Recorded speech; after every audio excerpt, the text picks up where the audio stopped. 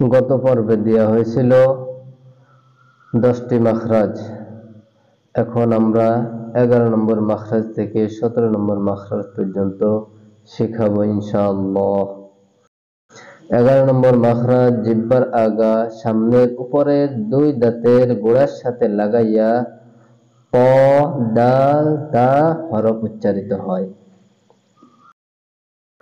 12 নম্বর মাখরাজ, জিহ্বার আগা সামনের উপরের দুই দাঁতের আগার সাথে লাগাইয়া 3টি হরফ উচ্চারিত হয়, যেমন জ, জাল, সা।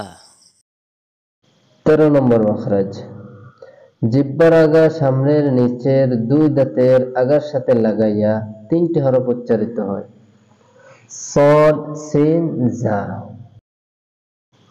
14 নম্বর মাখরাজ, নিচের ঠোঁটের পেট সামনের উপরের দুই দাঁতের আগার সাথে লাগাইয়া 1টি হরফ উচ্চারিত হয়, ফা।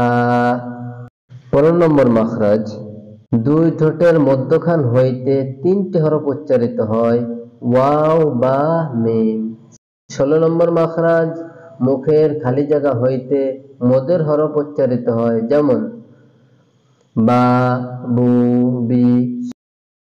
17 নম্বর মাখরাজ, নাকের বাসি থেকে গুন্না উচ্চারিত হয়, যেমন ইন্না, মিন ক্বাবলু।